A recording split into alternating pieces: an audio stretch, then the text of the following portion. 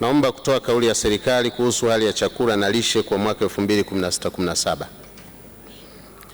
Mheshimiwa Naibu Spika, utakumbuka katika bunge lako la 10 serikali ilitoa kauli kuhusu upatikanaji na mahitaji ya chakula baada ya kukamilisha tathmini ya awali ya uzalishaji wa mazao ya chakula kwa mwaka 2015-16 na upatikanaji wa chakula mwaka 2016-17.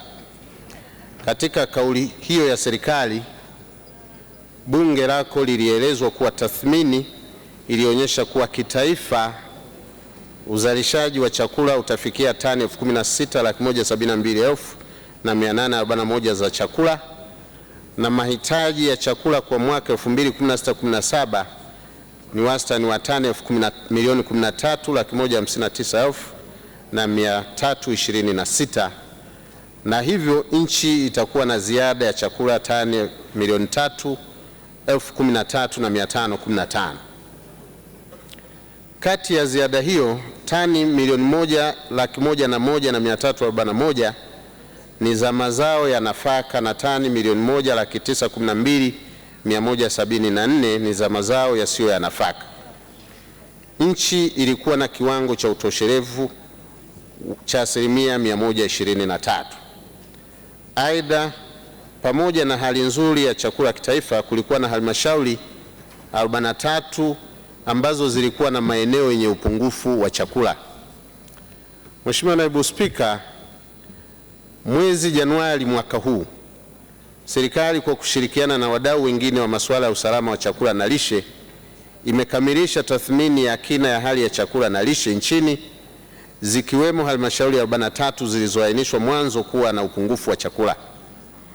Tathmini hii ilishirikisha shirika la Umoja wa Mataifa la kilimo na chakula FAO na mpango wa chakula duniani WFP World Food Program.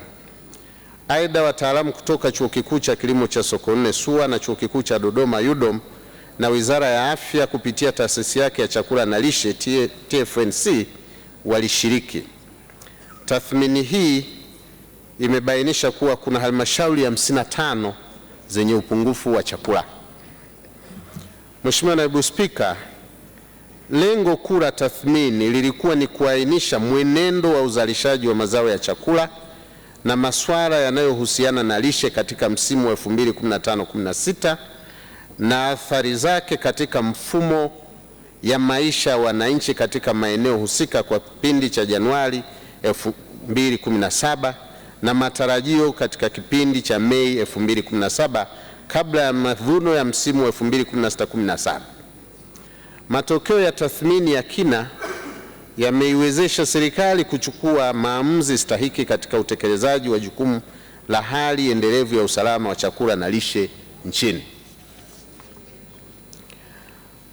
Mheshimiwa Naibu Spika, tathmini hii ilizingatia mihimili minne ya usalama wa chakula ambayo ni upatikanaji wa chakula, yani food availability, ufikiwaji wa chakula, food accessibility, utumiaji wa chakula, food utilization, na uthabiti wa chakula, food stability. Aidha, ilitumia mfumo wa uainishaji wa madaraja mbalimbali ya usalama wa chakula na lishe, Integrated Food Security Phase Classification au IPC, unaotumika kimataifa katika kuainisha watu na hali mbalimbali za makundi phases kiusalama wa chakula na lishe na aina ya hatua stahiki za kukabiliana nazo. Mfumo huu umewezesha kuchanganua vigezo mbalimbali na kutoa taswira ya hali halisi ilivyo kuanzia Julai 2016 hadi Julai 2017 na hali inayotarajiwa katika kipindi kijacho kuanzia mwezi Februari hadi mwezi Mei mwaka huu. Mheshimiwa Naibu Spika, taarifa ya hali ya upatikanaji wa mvua kutoka mikoa inayopata mvua za vuli zinaonyesha kuwa kwa ujumla mvua zimechelewa kuanza na zimenyesha katika kiwango cha wastani na chini ya wastani, zikiwa na mtawanyiko usioridhisha. Mikoa ya Kagera, Mwanza, Geita, Mara, Pwani, Tanga, Morogoro pamoja na sehemu ya mkoa wa Shinyanga na Simiyu, mvua zilipoanza kunyesha zilikuwa chini ya wastani. Ukosefu wa mvua za vuli uliipata pia mikoa ya Kilimanjaro, Arusha na Manyara. Mazao yanayopandwa katika baadhi ya maeneo hayo yameathirika kutokana na ukame uliojitokeza, ukiwamo mkoa wa Kagera katika wilaya za Kyerwa, Misenyi na Karagwe. Mheshimiwa Naibu Spika, kipindi cha mvua za msimu kilichoanza mwezi Novemba mwaka jana kwa maeneo yanayopata msimu mmoja wa mvua, yani unimodal, mikoa ya Kigoma, Tabora, Katavi, Singida, Dodoma, Rukwa, Songwe, Mbeya, Iringa, Njombe, Ruvuma, Lindi na Mtwara zinatarajiwa kuendelea hadi mwezi Aprili mwaka huu. Kwa ujumla, mvua hizi zinatarajiwa kuwa za wastani katika maeneo mengi, isipokuwa maeneo ya kaskazini mwa mkoa wa Lindi yanatarajiwa kupata mvua chini ya wastani katika kipindi cha mwezi Januari hadi Februari 2017. Mheshimiwa Naibu Spika, serikali imekuwa na inaendelea kufuatilia mwenendo wa bei za mazao ya chakula, hususan mahindi, mchele na maharage, ili kujiridhisha uwepo na upatikanaji wake sokoni. Bei ya wastani ya mahindi katika msimu wa chakula na soko kwa mwaka 2016-17 imekuwa na mwelekeo wa kupanda kuanzia mwanzo wa mwezi Julai mwaka jana. Bei hii iko juu ukilinganisha na bei katika kipindi kama hicho mwaka 2015.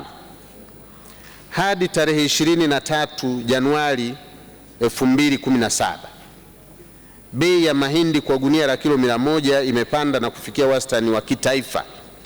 Naomba hapa nirudie, wastani wa kitaifa wa shilingi 92,057 ukilinganishwa na mwezi Januari mwaka 2016 ambapo gunia la kilo 100 liliuzwa kwa wastani wa shilingi 67,048. Kwa upande wa mchele, bei zina mwelekeo mzuri bado kwa ulinganisho wa mwaka jana na bado hazijabadilika sana. Mheshimiwa Spika, kupanda na kushuka kwa bei katika kipindi kama hiki ni jambo lililotegemewa, kwani mwanzo wa msimu hakuna mazao yanayoingia sokoni na hivyo hupelekea bei kupanda. Aidha, mwanzo wa mavuno bei hushuka kutokana na mazao mengi kuingia sokoni. Hali ya mwenendo usioridhisha wa unyeshaji wa mvua za vuli na za msimu kwa kipindi cha 2016-17 kwa ajili ya upatikanaji wa chakula kwa mwaka 2017-18 katika maeneo mengi ya nchi imechangia wafanyabiashara wa nafaka nchini na hasa zao la mahindi kuingiza zao hili kidogo kidogo sokoni, hivyo kuongeza kasi ya uhitaji kutoka kwa wananchi na kusababisha bei kuzidi kupanda. Aidha, uwapo wa mahitaji makubwa na bei nzuri ya mahindi katika nchi jirani zinazotuzunguka ambazo zilikuwa na upungufu wa chakula umesababisha bei ya mahindi kuzidi kupanda. Mheshimiwa Naibu Spika, tathmini ya kina ya hali ya chakula na lishe imekamilishwa. Matokeo ya tathmini hii yamebainisha kuwa hali ya upatikanaji wa chakula bado ni ya kuridhisha, pamoja na kuwa maeneo yenye upungufu wa chakula hapa nchini yapo. Tathmini imebainisha kuwa jumla ya tani 35,491 za chakula zinahitajika ili kukabiliana na hali ya upungufu wa chakula na lishe kati ya mwezi Februari na mwezi Aprili mwaka huu kwa watu 1,186,028 walioainishwa kuwa wana upungufu wa chakula katika halmashauri 55 tulizostaja. Aidha, jumla ya watu 118,603 wasio na uwezo wa kupata chakula, destitute population, watahitaji tani 3,549 za chakula cha bei nafuu haraka. Serikali imekwisha anza kuchukua hatua kukabiliana na hali hiyo, ikiwemo ya kuuza chakula kwa bei nafuu katika maeneo yaliyobainishwa kuwa na upungufu mkubwa ili kushusha bei iliyopo na hatimaye kuwawezesha wananchi wa kipato cha chini kumudu bei. Mheshimiwa Naibu Spika, kutokana na kuchelewa kwa mvua na mtawanyiko usioridhisha katika maeneo mengi hapa nchini, athari zifuatazo zinatarajiwa kutokea. Moja, matarajio ya malengo ya uzalishaji wa mazao ya chakula huenda yasifikiwe. Mbili, uzalishaji wa mbegu za mazao ya kilimo utapungua. Tatu, uwezekano wa kuongezeka kwa bei za baadhi ya mazao ya chakula upo. Nne, kupungua kwa mapato yatokanayo na ushuru wa mazao kwa baadhi ya halmashauri. Tano, uwezekano wa kuwa na maeneo mengi yenye upungufu wa chakula na hivyo kuongezeka kwa kiwango cha utapiamlo. Sita, kuongezeka kwa migogoro kati ya wakulima na wafugaji kutokana na uhaba wa malisho na maji. Saba, uwezekano wa kupungua kwa mapato yatokanayo na mazao ya kilimo yanayouzwa nje ya nchi. Mheshimiwa Naibu Spika, ili kukabiliana na athari za ukame kama nilivyozieleza hapo juu, tathmini imebainisha kuwa halmashauri za wilaya hizi 55 zinahitaji jumla ya tani 1969 za mbegu bora za mahindi, mtama na mizizi inayokomaa kwa muda mfupi na kustahimili ukame. Mbegu hizo zinahitajika ziwafikie mwezi Februari mwaka huu ili ziweze kupandwa katika msimu wa 2016-17 katika maeneo yanayoendelea kupata mvua wakati huu wa mwaka. Mheshimiwa Naibu Spika, serikali sasa inachukua hatua za makusudi kuhakikisha kuwa hali ya chakula na lishe ni imara, na hatua hizi ni pamoja na hizi zifuatazo. Ya kwanza ni kusimamia usambazaji wa mbegu za mazao ya kilimo zinazostahimili ukame na zinazozaa kwa muda mfupi ambazo ni pamoja na mtama, uwele na mbegu za mazao aina ya mizizi na mihogo na viazi vitamu ili kuzitumia vizuri mvua zinazonyesha kwa sasa. Wizara ilikutana na wazalishaji wa mbegu za mazao ya kilimo jijini Arusha mwaka jana mwezi Oktoba ili kubaini mahitaji ya mbegu ikiwa ni pamoja na usambazaji wa mbegu hizo ili ziweze kuwafikia wakulima kwa wakati.